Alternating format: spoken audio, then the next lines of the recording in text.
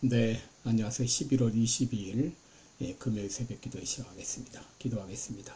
은혜로우신 우리 아버지, 주의 은총과 사랑을 감사와 찬송과 영광을 돌립니다. 아버지, 복된 새날을 허락해 주셨습니다. 특별히 11월 감사의 달을 맞이해서 아버지, 내 마음 가운데 감사의 마음이 삶이 넘칠 수 있도록 도와주시고, 아버지, 우리 역경에 처하든지 순경에 처하든지 어떤 형편에서든지 늘 감사하는 그런 삶이 이어질 수 있도록 은혜 베풀어 주옵소서. 오늘도 세계 만방에서 복음을 전하는 모든 선교사님들 은혜의 장중에 붙잡아 주시며, 연약한 성도들 또 병중에 있는 성도들 긍휼을 베풀어 주옵소서. 주의 능력의 손으로 친히 어루만져 주시사 깨끗이 나음을 얻게 하여 주옵소서.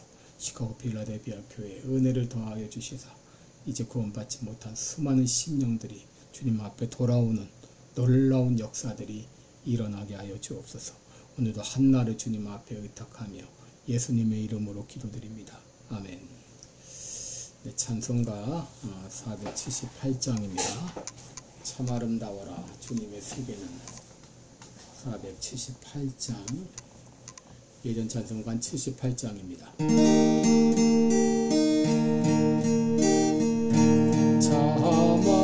아름다워라 주님의 세계는 저 솔로몬의 옥보다 더 고운 백합화. 주 찬송하는 저 맑은 새소리 내 아버지의 지으신 그 솜씨 깊도다. 참 아름다워라 주님의 세계는 저 아침에와 저녁놀 밤하늘 빛난 별 망망한 바다와 늘 푸른 봉우리 다 주 하나님 영광을 잘 드러내도다. 참 아름다워라 주님의 세계는 저 산에 부는 바람과 잔잔한 시냇물 그 소리 가운데 주 음성 들리니 주 하나님의 큰 뜻을 내알 듯하도다.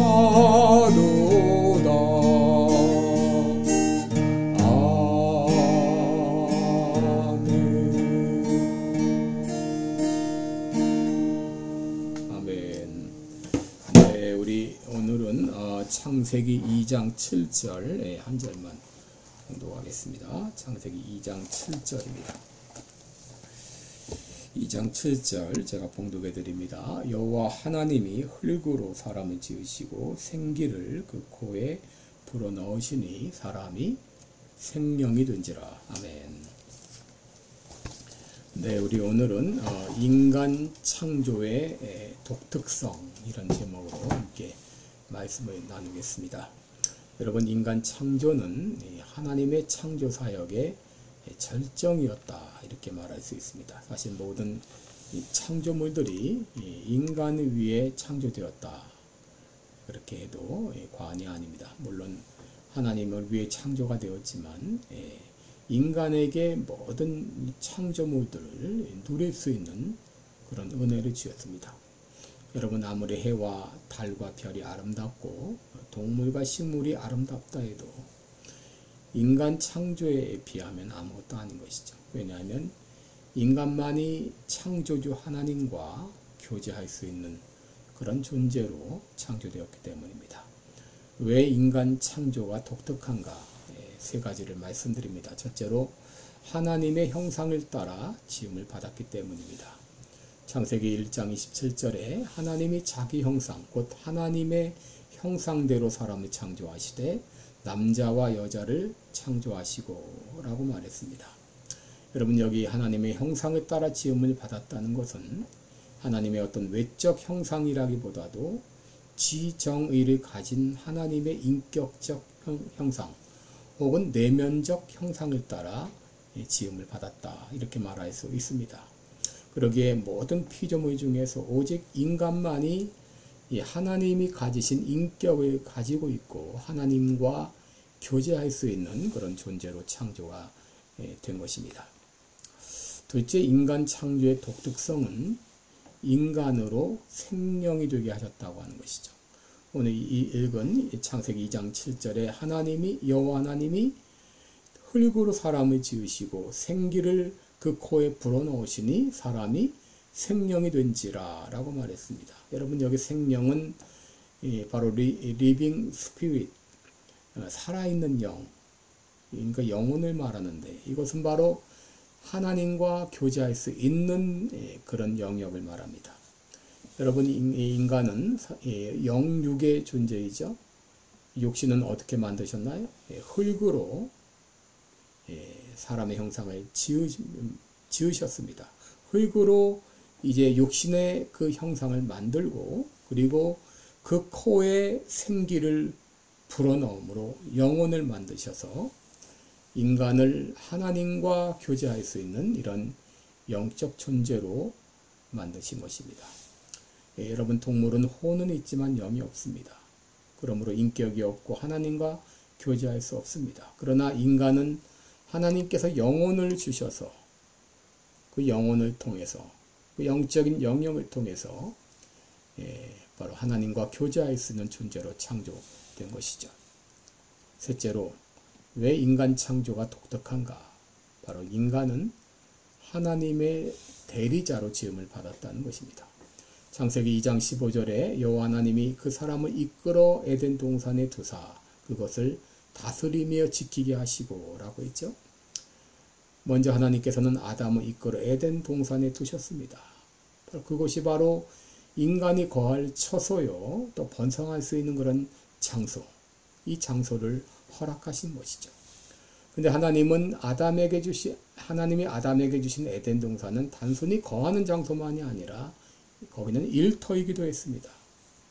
그래서 하나님께서는 이 아담에게 에덴 동산을 다스리며 지키는 그런 그 사명을 주셨습니다. 여러분, 에덴 동산 다스린다는 이 말은 원래 히브리 아바드라는 말인데 섬긴다 혹은 경작한다 그런 뜻입니다.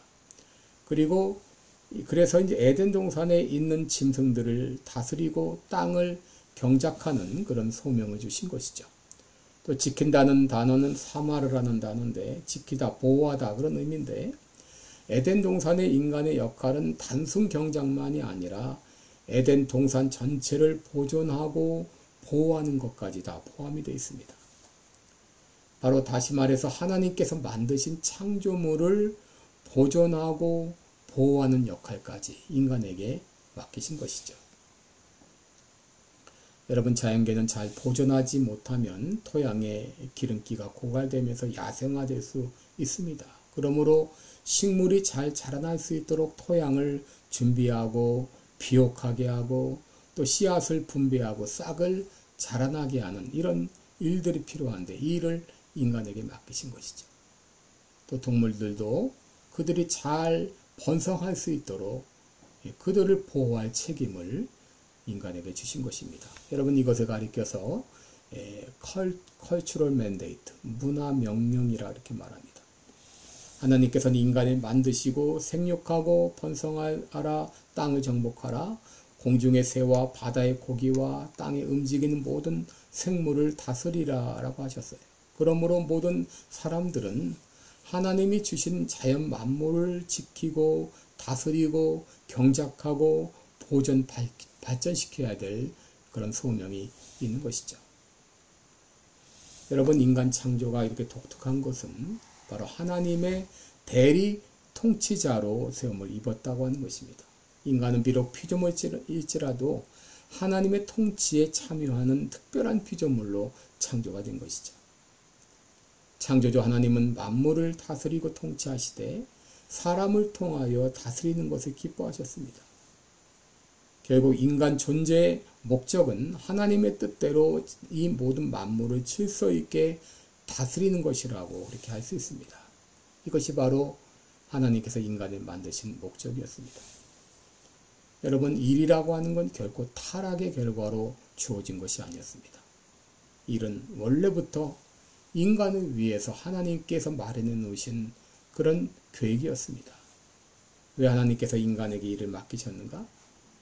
이것은 일을 통해서 인간들이 만족을 얻게 하게 하기 위함이었고, 둘째 무엇보다도 하나님의 대리자로서 인간을 인정하시고 하나님이 하실 일을 인간에게 대행을 하게 하신 것이죠. 이처럼 인간은 놀라운 존재입니다. 그런데 인간이 타락했을 때 그 하나님이 주신 그 소명을 저버리고 세상을 엉망으로 만들고 있습니다. 그러나 우리가 구원받고 하나님의 자녀가 되었을 때, 다시 하나님의 백성으로 회복되었을 때 우리는 하나님이 주신 이 귀한 문화명령, 이 명령을 하나님의 대행자로서 잘 수행할 수 있게 되는 것이죠. 오늘도 나는 그저 이 땅에 던져진 존재가 아니라 하나님의 대행자로서 하나님의 뜻을 이루기 위한 소명자로 이 땅에 보냄을 받았다고 하는 이 귀한 의식을 가지고 살아가는 하루가 되시기를 축원합니다. 기도하겠습니다. 은혜로우신 우리 아버지, 인간을 얼마나 아름답게 창조하셨는지요. 인간에게 얼마나 놀라운 일을 주셨는가요. 우리가 예수 믿고 이 놀라운 하나님의 뜻을 깨닫게 하신 것 감사합니다. 이 땅에 살면서 하나님의 놀라운 뜻을 매 순간순간마다 이루어드리며 살아가는 하나님의 대행자로서 역할을 감당하는 우리 모두가 되게 하여 주옵소서. 예수님의 이름으로 기도드리옵나이다. 아멘. 네, 여러분 오늘도 복된 하루 되시기 바랍니다. 여러분 사랑하고 축복합니다.